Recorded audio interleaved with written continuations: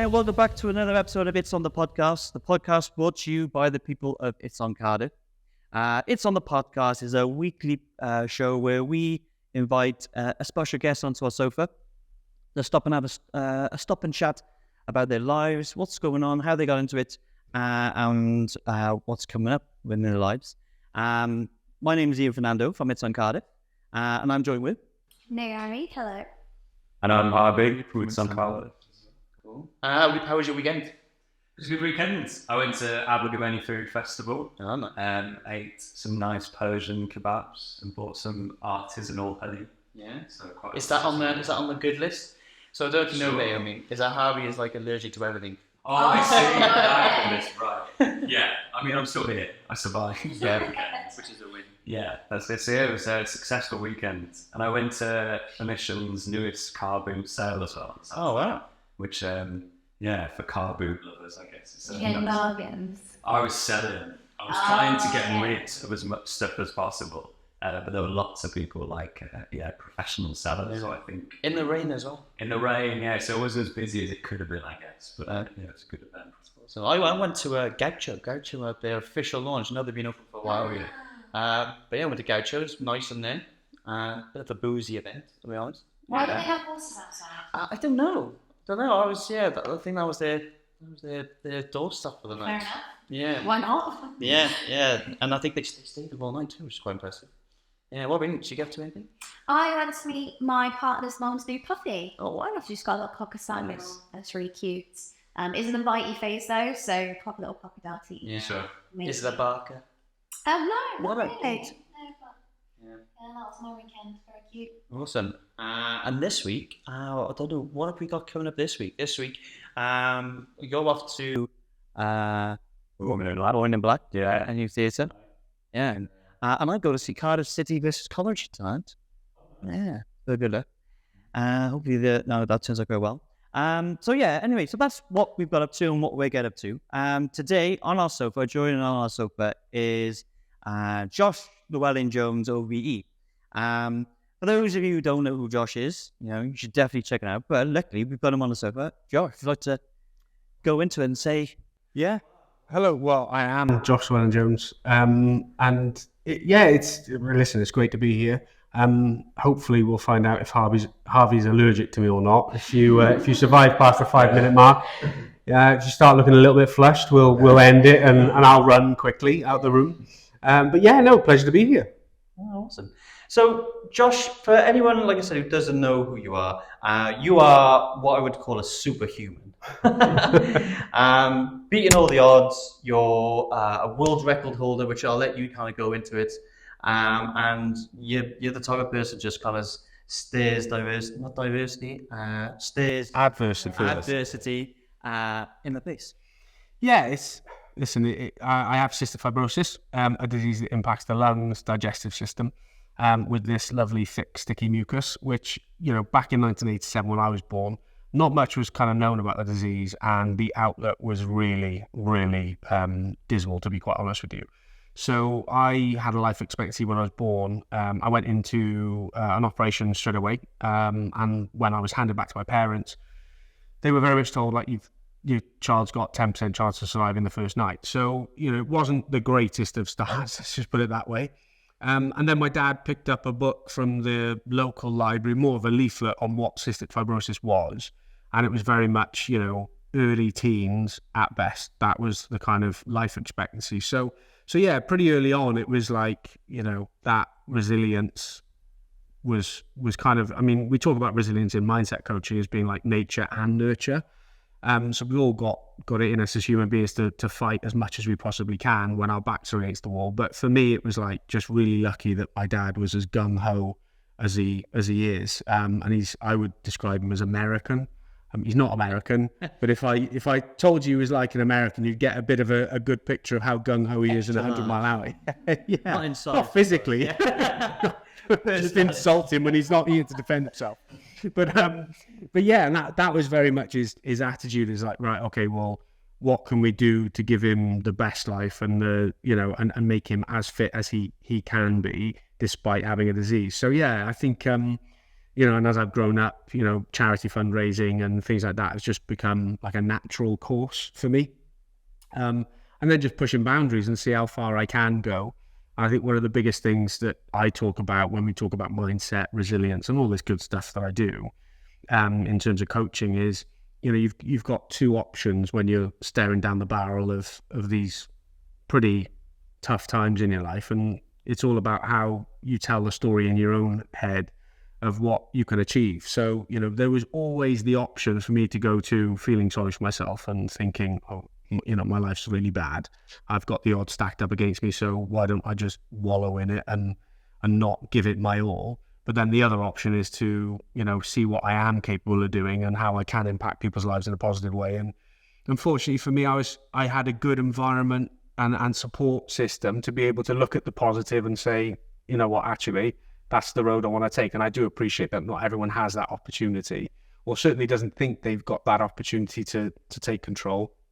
So yeah, and it's been, Cardiff born and bred, and, I think going through my athletic career of doing world firsts and breaking world records and stuff like that has just come as part and parcel of raising money for charity and hopefully showing people that, anything is possible, even when you've got a terminal illness, really. So how kind of restricting is cystic fibrosis then? I mean, what does it stop you from being able to do, physically fit, but with kind of less recovery time, or? Yeah, it's an interesting question because I think, I can be very sort of single-sighted in the sense that I don't think cystic fibrosis should stop you from doing anything. I think if we tell ourselves a story that it is life-limiting and it is, you're going to have a short life, just make sure it's a good one. You're always going to live this life of, wrap yourself up in cotton wool, make sure nothing happens to you, and don't actually take risks. Don't push yourself out of your comfort zone. And I never forget a conversation I had with a parent of a young CF child. And she said, I'm really worried because every time they run the 100-meter sprint, they're really out of breath. I'm like, everyone's really out of breath from running 100 meters. Look at the top athletes in the world. They're all on the floor, dying a slow death after 100 meters just because your son's got CF. That's not what it's about. So I think from my perspective, it's like, I don't think there are any limitations on people with cystic fibrosis if, and there's a big if they've got the right attitude and the right support network for them to flourish. Which is why I do the world first and the world records, to show that even with cystic fibrosis, anything is possible. But it does come, you get lung infections, you've got to have treatment. I take up to 70 tablets a day just to digest my food and stuff. So it's not like, oh, well, if you keep yourself fit and healthy, life is easy. I've had 3 life-saving operations in my life, so nothing has come easy. It's hard work.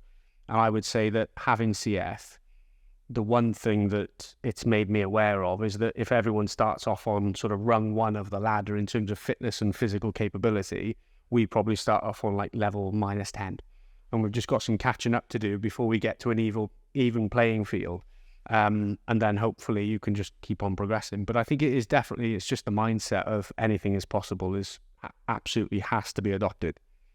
So where did you get that mindset from? Like you said, people kind of in your early life told your parents, you've got to be wrapped in cotton wool, you can't do these things because of your CF. When did you flip that on its head? I think I talk about there being no such thing as luck, like you make your own luck. I'm a massive believer in that.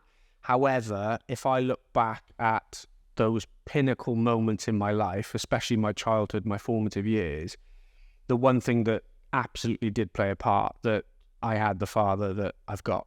Yeah. And that father who took no prisoners, very much like, I'm not going to listen to the common story of this is an average CF life. Mm-hmm. When I was 2, in fact, my dad had a business over in the States. And we went over there for a family holiday one summer, and he said to his friends, listen, is there a CF specialist in the area, just in case something happens to Josh whilst we're over there? Mm. And little did he know, a whole day's review was set up with the top cystic fibrosis consultant there, the late Dr. Bob Kramer. And it just so happened we shared the same birthday. His birthday was exactly the same as mine, all on the same day. And at the end of the day, little Dr. Bob Kramer walks in with his specialist team, And he says, yeah, your son's got cystic fibrosis. Yeah, he's got the worst kind of cystic fibrosis you can have. So we can confirm that. So they were like, okay, great. Yeah. But, they were very much, well, what do we do with it? How do we help him with his lungs and his digestive system? And like literally word for word, he said, run his legs off until he falls over. And when he's done running, throw the little bastard in the sea and make him swim. And that was his, and you can imagine in 1989, that would have been like, that probably wasn't popular advice over here in the UK. So my dad, as like a trustee of the National Cystic Fibrosis Trust charity, comes back and like, this is great. This is the advice we need to give all. And you can imagine then, I mean, even now in 2023, a lot of people would have a problem with that kind of advice. No, definitely doesn't work on a poster. But that's what eventually, and I say saved my life, my fitness has saved my life on more than one occasion when I've had to be fit, recovering from an operation. So we talk about recovery times. And, if I wasn't as physically fit as I am, I had to get rushed into hospital for some real bad surgery when I was 21. And the surgeon actually said if he wasn't as fit as he was, we'd have lost him easily.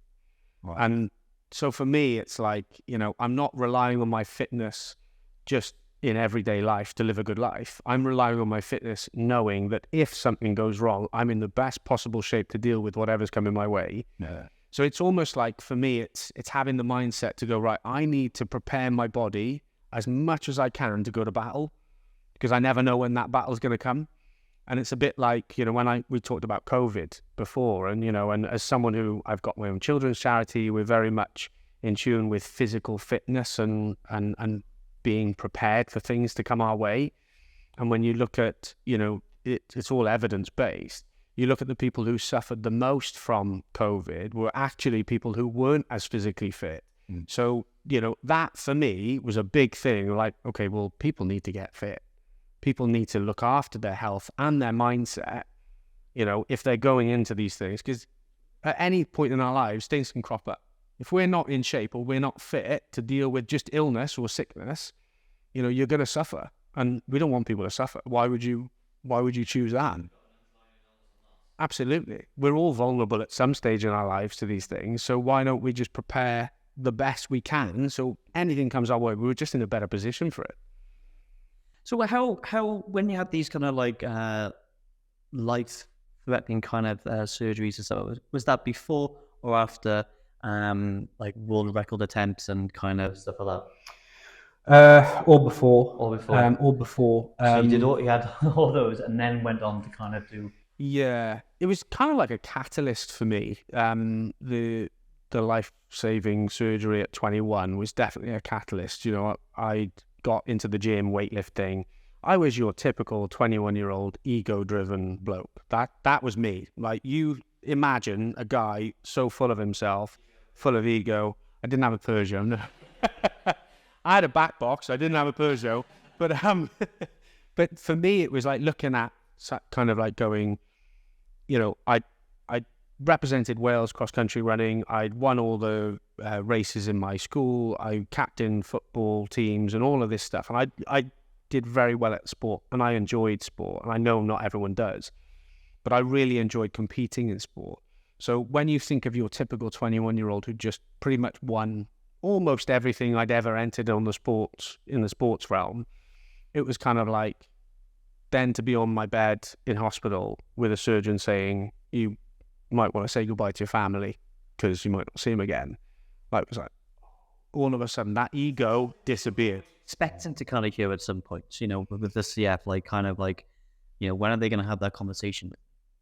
I'd always grown up with doctors saying 30, like that's the life expectancy, and that's it. Like, it wasn't like, oh, but you're really fit, so we think you're going to surpass. There were never really detailed questions about it. It was always in my mind, right, 30, that's the kind of cutoff. So I'm going to do everything that I want to do with my life.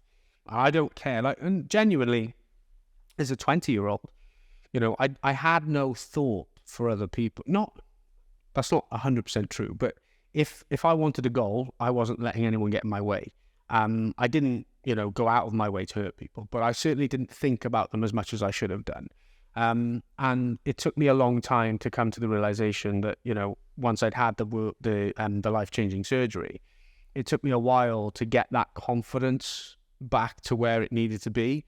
My fitness took a long time to recover from that. I mean, I had a colostomy bag for 12 months, and that for an ego-filled 21-year-old was like, no, it's not.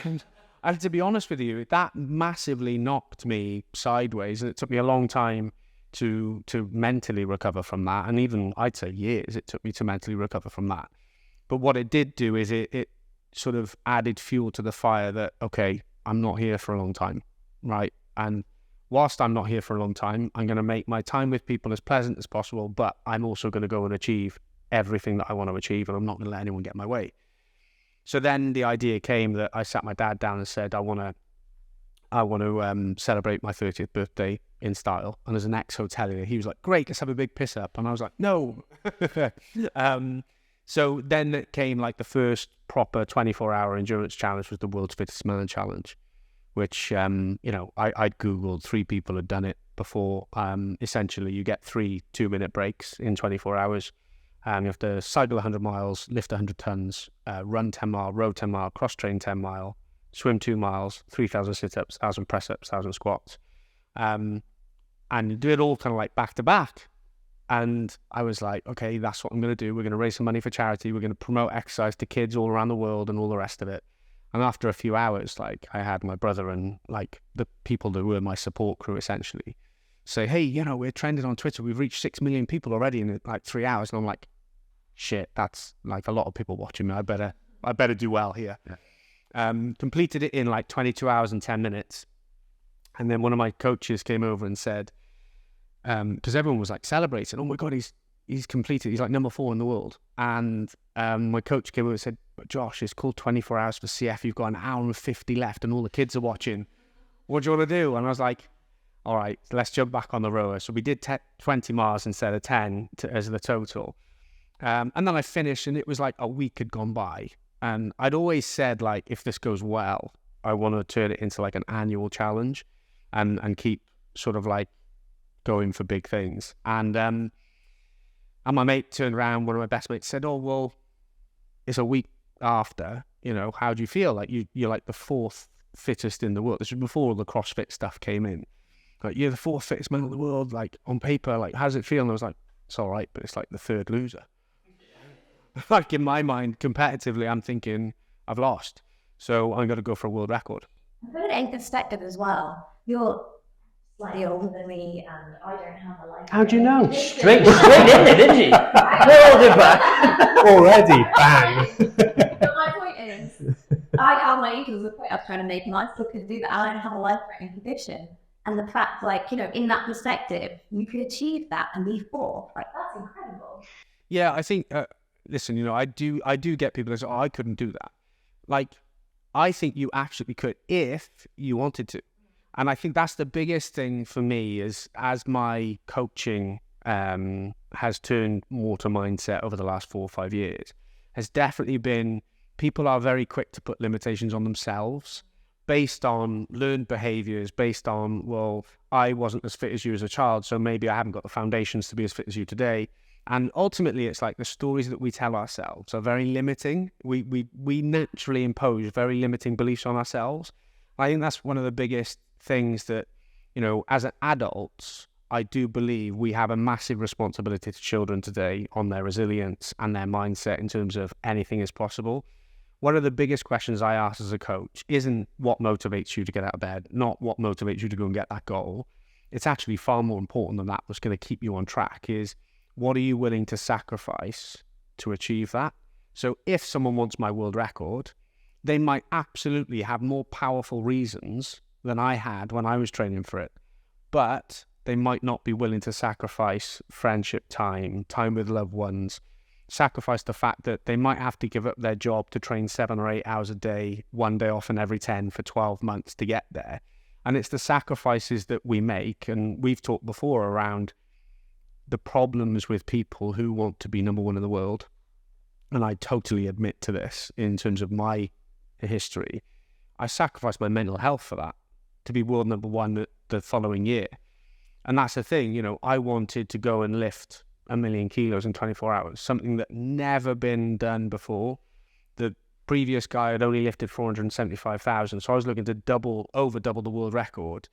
But I knew if I wanted to achieve that, I had to sacrifice almost everything else in my life. And that's what I think most people fall down with their massive goals. Yeah, we look at the bigger picture, we forget all the little bits I think gets there. Yeah. And the sacrifices, because we're human beings. We like comfort. We don't like discomfort. It's like when you're out on your run and you get to like your own barrier. It's like, oh, this is now becoming painful. Do I want this enough? Do I want it enough to break through that pain barrier and go to the second, third, fourth, fifth one, however many barriers there might be? We don't like being in pain. So, and that's where I think a lot of people aren't willing to sacrifice comfort most of the time. The idea of doing it is very easy to pop into your head, isn't it? It's the conviction to kind of say, okay, I'm here now, going to kind of do it. I've gone past what I've gone before. Where do I get this extra from? It's that, I think it's very easy to say, oh, you must have loads of self-belief. But there's also a period where I look back on, especially the 1 million kilo world record, is in the 12 months leading up to that, I did 2 test runs for that. And not many, I don't think anyone knows this actually yet.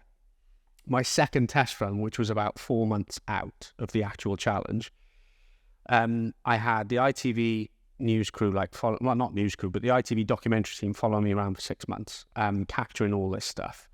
I had the sponsors on board who were paying me essentially to go and do this and achieve this world number 1. And I was sat there one day going, how much have I lifted in one session so far? And I kind of said to my coaches who were training me at the time, I was like, I want to like properly test this, because if we turn up on the day and our 6 game plans don't work, we had like 6 different game plans just in case things went wrong at like hour 3, hour 16, hour 20, whatever it was. Like, what if none of them work? Like, I need some confidence that I can actually do this. Like you said, you haven't just tried to beat the record, you've over doubled the record. That's the thing. Well, yeah, it's create a new record. Yeah, and I think that was the big thing for me was like, okay, how am I going to build that confidence to know when I turn up on the day, it's going to get smashed. Like, I will obliterate that record in half the time. Like, so I had to do that in sub 12 hours because I had to go do it all over again. And actually, you're gonna slow down as you tire and stuff. So I took myself to the gym and a notepad and my headphones, and I said to the gym owner, who I knew quite well, I was like, listen, can I just lock myself away? Like, in the corner of them, I just need these 3 bits of exercise equipment. I just want to lock myself away. I'm probably going to be 6 to 8 hours. I've got my food. I don't need anything. I just need to know that I'm going to be left alone. So I went into the corner of the gym and I trained for literally non-stop. I think in the space of 6.5 hours, I had about 15 minutes rest and that's total rest in 6.5 hours. And I just went and went. And it was horrendous. I almost threw up like multiple times. But I broke the old world record in 6.5 hours. And I didn't tell anyone. All I put on social media was test run for the 1 million went really well. And that was it. But I was like, I've just broken the world record. And I'm like, okay, I know. I've got it in the bag. No one was saying, I didn't film it. So I ran the risk of like getting really injured trying it.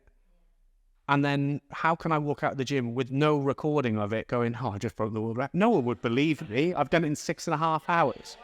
No one's going to believe it. So I didn't like tell anyone. I didn't even tell my coaches. So, because I was like, oh, I'm going to play games with them. Oh, they know now. Yeah. No, they know now. But then, of course, like, and I know that you know this, like, I literally 2 weeks before came back from Spain, from giving a talk over in Spain, came back, and I went to the next morning. I woke up, I had a really bad night's sleep. Woke up, went to pour myself a cup of coffee, and I couldn't lift the kettle in my right hand. And I was like, shit, what's going on? So I texted the team and I was like, guys, there's something wrong, and my hand is like really weak. I can't lift the kettle. So I had to go for scans, and it turned out I'd broken 3 of the bones in my right hand through training. But then we were like, well, what do we do? Like, the ITV crew are following us, the sponsors are all relying on us to go and perform in a couple of weeks. They were like, just take 10 days off. Don't lift a thing in that hand for 10 days. Do some single arm stuff, but don't do anything with this hand. So I literally took 10 days off and turned up, and we were like, I said to the guys, don't strap it, because if you strap it, I'm thinking about the injury, it's going to hurt me more. So they didn't strap it, and then 3 hours in, I was like, you've got to strap it. It's absolutely killing me. So I did it with a broken hand, and I think it was hour 10, I broke the old world record. No, because the thing is with CF, like, if I take really strong pain medication, it blocks up my stomach really quickly. And during the challenge, I had to eat 700 calories every hour to replenish what I was using. So for me, it was like, okay, well, this is twofold. You know, I need all the calories, but also my body's going to be trying to digest those calories. I can't add any like problems into that sort of scenario. But also the second part of it was, if I take pain relief and strong pain relief, I'm masking the pain. So I don't know how much long-term damage I'm actually doing. Turns out it wouldn't have mattered because my hand's still broken today. So it doesn't matter really. That's 5 years ago almost. So for me, it was a bit like, you know, we're going to get through this. So 10 hours in, broke the world record, and everyone started like celebrating because no one had really planned for me to break it that quickly. So how far in were you when you broke the record?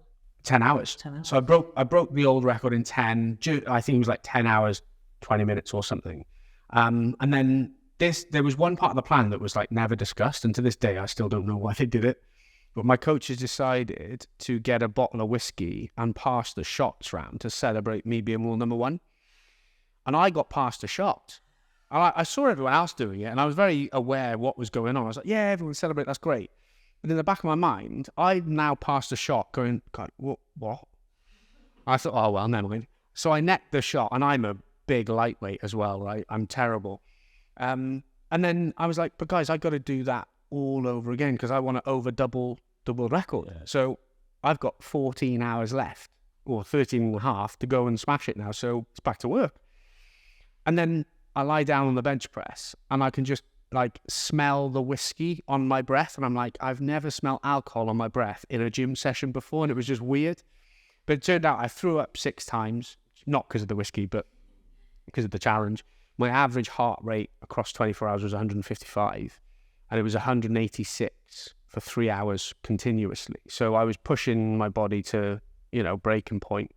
But that was all kind of trained. I knew that was going to happen. And then literally a week later, I got the world record, got the million. And then a week later, oh, well, what's next? And I was like, can I have a bit of time? Will I relax? And I bet listening that doesn't know, what was the challenge, just to clarify? Sorry, so it was to physically lift 1 million kilos in 24 hours without stopping, which is essentially the same as 3 Boeing 747s. Or 1 million bags of sugar. Or 1 million bags of sugar. And the thing is, I could eat 1 million bags of sugar, no problem. But it's such a big number. Like, it works out. It was bench press, squat, deadlift, and leg press. And yeah, all pretty like taxing stuff. But it was essentially 755 kilos every minute on the minute for 22 hours and 11 minutes. So it was like pushing to the, like, I think personally the limit of human performance in that arena. 3 people have attempted it since and failed, but there's something to be said that I actually want that record to be broken. The amount of times I've gone to a gym and gone, oh, I can imagine what that feels like. I'm like, you trust me, it's horrific. And I actually want someone else to, not because it's horrific, I don't want them to experience it because of that, but actually I've got someone to talk to that knows what it feels like. Being world number one, especially at something quite niche, is quite a lonely place to be. So for me, it's like, I'd love to be able to inspire someone to go do that. I'd be the first one cheering them across the line, going, well done. You else? I give it for me. I can probably shift 1 million bags of sugar over a year. We'll get that down. You said, like, after you've done it, people say, you know, what are you gonna do next? And we're gonna ask questions. So what did you do next? Yeah, what do you do now from there? So it was really difficult because I think speaking to the sponsors that I then had relationships with and big sort of household brands and stuff, it was really difficult because everything I came up with didn't sound like lifting 1 million kilos in 24 hours. And I think that's where, after I got the world record, like things happened that I'd not really envisaged. So, I went on and did a triathlon the following year, which was a 21-mile swim, 200-mile bike and 160-mile run, all in 5 days with no rest. And it was like, for me, it was a challenge to see, right, I'm a weightlifter. I'm like an endurance weightlifter-ish, like if that's a thing. Can I change my body in 12 months to go and do an ultra huge triathlon with no stops? So I did that. And then like, it was weird. The awards started flowing. Like I won Pride of Sport. I was Pride of Britain finalist for Wales. I got my OBE off Her Majesty the Queen. Like all these amazing things happened. I was dining with celebrities in London, making friends with celebs in London. And from the outside looking in, people probably thought, this guy's living the dream. He's made it. Like he's success. This is what he's. And to be fair, like some of the things were absolutely what I'd envisaged, but it didn't fill me with the fulfillment that I thought it was going to. And it was a really weird place for me. And so I suffered with depression big time. And there was a big void in my life. And funnily enough, when you sacrifice so much in your life for a long period of time, something's got to give. And it was my mental health. So I'd gone from literally feeling like number one, top of the world, to standing on a cliff edge ready to jump, and I'd planned it all. I'd got it in my mind what I was going to do. So it was a really tough time for me. And then because everyone kept on asking what's next, and the sponsors would put pressure on. So for example, when I say, I'm going to go and pull a 2.5-ton truck 100 miles without stopping, for most people they go, how? Like, why would you? Like, that's unbelievable. But to them, the statement was, we're not sure it sounds as good as lifting 1 million kilos in 24 hours. And I'm like, but I'm pulling a 2.5-ton truck for 100 hours without stopping. And whilst, yes, I wished to be a pro athlete to get the sponsorships, I did that. But what I didn't want and what I shied away from in the end was this unbelievable amount of pressure on my shoulders to keep performing at a level which is humanly so out of touch of what a lot of people understand. You can't keep doing that to your body. So I think I took my challenges back to actually 24-hour challenges. I'm going to do this for the charity. I'm doing it for fun. What lights me up? And then I turned my mission, as you know, last year into my coaching mission is I've lifted 1 million kilos. I'm going to lift 1 million people. And that was very much mindset, mental health, all of the stuff that we want to support people with. And then just take it back to doing challenges for fun. I haven't done a challenge for, as you know now, for a couple of years. Yeah. So yeah, since You ran on the bay, didn't you, for 24 hours? yes. So was that the last challenge that you did? Yeah, so You ran around I the think bay. it was like September Yeah. 2021. There was a named storm. So they had a big, at the same time when Josh was doing it, there was a giant dragon in Mermaid Key. Mm. And there's, don't know if you remember, this big, huge dragon. And the wind was that strong, it blew it over. And Josh is there walking around in a dry road. And then like 3:30 in the morning. So yeah, that blew over. Yeah, that was mental because that was actually part of what I called the Triad 24. So I was due to do I did my 24 hours of squats down in Portsmouth, so just squat non-stop for 24 hours. 4 weeks later, my plan was to run around Cardiff Bay for 24 hours, which I did, but I pulled my quad in hour 4. Hour 5, sorry. So I had 19 hours of hobbling around the bay, and I managed like 70 miles in Wind and rain. and it was horrific. But I was actually due 4 weeks after to go and do 24 hours of burpees non-stop. So yeah, that's kind of why I picked it. But yeah, I the more you do it, funnily enough, I find the easier it is. But hey, I'm not going to hold that against anyone who doesn't like a burpee. But I think for me, like that, like I don't know, we were talking about running not so long ago, and for me, I've got back into enjoying running for what it is, like not putting my Garmin on, not updating to Strava. And I know the Strava enthusiasts out there will be like, oh, well, if it's not on Strava, it didn't happen. Yeah.